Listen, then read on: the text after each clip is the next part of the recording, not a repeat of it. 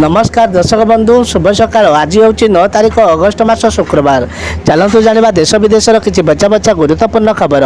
जदि आपण मैंने पर्यटन वीडियो को लाइक करना वीडियो को लाइक करी चैनल को सब्सक्राइब करी कमेंट माध्यम जनातु आपण मैंने आम वीडियो केउं जिल्लार देखुंती। सरकार करदेले बड़ घोषणा। राज्य में खुशी शीघ्र मिलवाक जाउची मागणा बिजुली। देखंतु संपूर्ण वीडियो। किछि दिन पूर्व ओडिशा गस्तरे आसथिले प्रधानमंत्री नरेंद्र मोदी। एही परिप्रेक्षी से राज्यवासी को बड़बटी देइचंती 19,600 कोटी टंकार विभिन्न विकासमूलक प्रकल्प। एथिरे से पारादीप रिफाइनरी भारतीय तैल निगम लिमिटेड मनु एथिलेन ग्लास कौन प्रकल्प उद्घाटन करछंती। ता सहित से पीएम सूर्यघर योजना भी से प्रदान करछंती।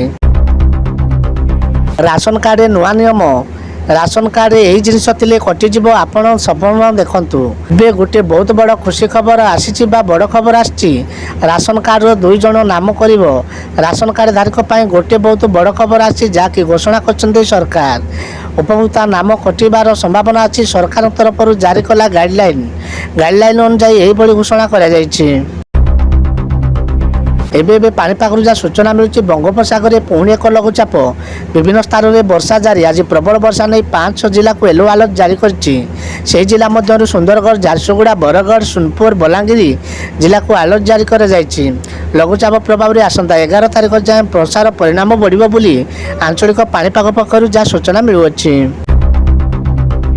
राखी पूर्णिमा को बड़ उपहार। राखी पूर्णिमा पूर्व महिला मानक सरकार बड़ उपहार मात्र 450 टंकार सिलिंडर किनीपारे उपभोक्ता। हाँ दर्शक बंधु भाई भौणी मान प्रेम प्राचीन रक्षाबंधन केवल 12 दिन बाजी रहे। या पूर्व सरकार भौणी मान बड़ उपहार देशर महिला मानक उज्ज्वला योजना अधीन में मात्र 450 टंका मूल्य एलपी सिलिंडर पाइपारे। सहारा टंका को नहीं आसला बड़ खबर। सहारा टंका फेरस्त पाइबा नहीं लोक मैंने बेस उत्साहित होती। यार भितर आसला बड़ अपडेट। अर्थमंत्री निर्मला सीतारमण लोकसभा सहारार बजकाया परिणाम विषय गुरुत्वपूर्ण सूचना देइचंती। निवेशकर टंका बाबद से स्पष्ट कहते समग्र सहारा मामला सुप्रीमकोर्ट बाध्यतामूलक बाधित अच्छी। सुना किणवा पूर्व आज जानी भारतीय बजार केते रही।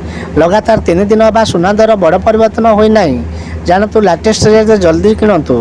शेयर बजार में ह्रास सहित सुना और रूपा मूल्य में मंथरा देखा। Australian bulletin jewellers association website अनुसार शुक्रवार दिन सुना दर 69,280 टंका खसी आई।